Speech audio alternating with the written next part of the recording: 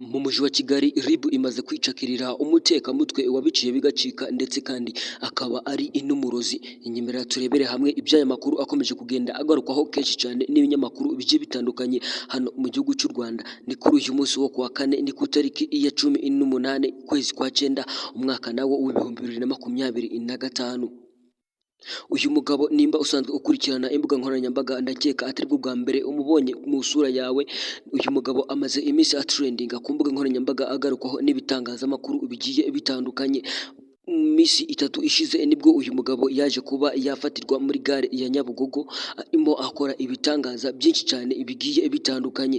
Ubwo yageragamo yabwiye abantu benshi cyane ko ari umuganga gakondo, ndetse abasobanura naho yari yaturutse, ababwira yuko yaturutse aho bita mu Gisaka. Mwese murahazi na ahantu haba abarozi benshi cyane. Uyu mugabo yagiye abwira abacuruzi ko azi kugarura ibyibwe niyo byamaze n'imyaka 5 ko ari gukoraho rikaka, ubundi uwabigutwaye agahita abigarura adakoza amano hasi. Abantu si ukumutega amatwi kuko baranamushungeye, bamwe bazana amafaranga byinshi cyane, dore ko yahagurukiraga mu mamiliyoni gusa. Umuntu batwaye iduka ryose cyangwa se batwaye imodoka, we yamucaga amafaranga make, ni miliyoni 2 gusa. Abondi yabahaye igihe kingana n'iminsi 3 ko azagaruka bamushimira ndetse bazagenda banamutseruye. Nubwo yabakoreraga ibyo bamuteze amatwi, ni umugabo uteye ubwoba, dore ko yagaragaraga nk'idayimoni. Benshi bamuhereje amafaranga yabo kugira ngo ubwo azagaruka azaze baje kumushimira ngo yabakoreye ibintu byiza cyane. Nyuma y'iminsi 3 nibwo yaje kuba yakongera kugaruka muri gare ya Nyabugogo. Akihagera bahise bamucakira kuko yagarutse ibyo yabasezeranyije bitaraba, niko guhita bamuteza ubuyobozi. Noneho ibyo yabakoreye nagasha, yahise atangira kwihinduranya. Ariko nubwo yihinduranyije, ubuyobozi bw'igihugu RIB ntago bwatindiganyije, bwatangiye kumwataka. Uko bumwataka nawe noneho agenda kuba yahindura amaji, dore ko uyu mugabo yatangiye kuba yatangira kuba yahamagara n'inzoka zikamusanga aho ngaho, kuko uyu mugabo ntabwo yoroshye, nawe yaturutse mu Gisaka. Ariko ibyo ntibyakanze RIB y'u Rwanda, yatangiye kuba yamwigira amayere. Nibyo byarangiye bamufashe bamupakira kuri pandagari yabo kugira ngo bamujyane bamuhate ibibazo. Abaturage basabye ko bagira aho bamushira kugira ngo bazayabone uko bamuryoza amafaranga yabo yamaze kuba yabarya, ababwira ko agiye kubagaruriza ibintu byabo byibwe. Uyu mugabo akomeje kugenda agaragaza haya muri gare ya Nyabugogo ko ashinzwe ibintu bijyanye no kugarura ndetse no kugaruza ibintu byagiye byibwa ndetse n'ibyabuze. Ubwo yakoraga ibitangaza bya mbere hariya muri gare ya Nyabugogo, murabona ko imbere ye hatetseho akantu kameze nk'agasahane, ko biri kose wagira ngo karimo ibirayi cyangwa se ibijumba.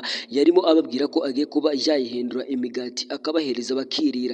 Neza neza ibi biri kujya guhura n'ibyo Yesu yaje kuba yakorera abigishwa we. Yaje kuba yafata amabuye bari bashonje cyane ayahinduramo imigati, barajya barahaga ndetse banarasigaza. Uyu mugabo nawe biriya bintu afashe arimo kubabwira ko agiye kuba yabihindura imigati nabo bakirira. Nibwo kuba uyu mugabo akihagera yaje ari umugabo bigaragara ko ari umugabo uteranye, ufite imbaraga, ariko agiye gukora amaji. Murabona ko yahise azamura ririya zosi arigira nk'iry'inyamaswa, n'igice cyo hepfo ahita yigaragaza nk'umugore tayari, ahita atangira kubakorera amaji kugira ngo bamwizere. Niko nababwiye ngo benshi bamuhereje amafaranga yabo kugira ngo barusheho kumwizera.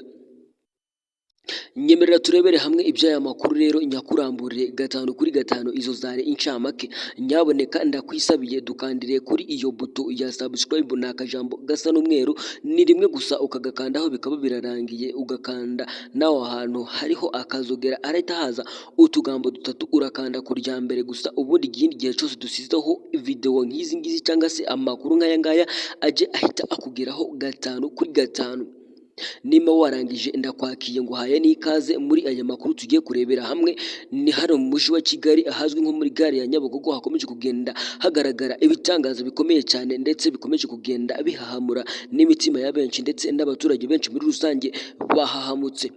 Nibwo nababwiye ko uyu mugabo atangiye kuba yaryozwa amafaranga agera kuri miliyoni 30 z'abaturage yamaze kuba yakenyereraho, kuko abambere bagiye bamuhereza ntago bahagurikiraga amafaranga ari munsi ya miliyoni 2. Yababwiraga yuko agiye kugaruza amaduka yabo yibwe ndetse n'amamodoka ndetse n'ibindi bintu by'agaciro bigiye bitandukanye, akabaca amafaranga y'ikirenga, amafaranga menshi cyane, kuko yaje kuba yababwira ko akomoka hariya mu karere ka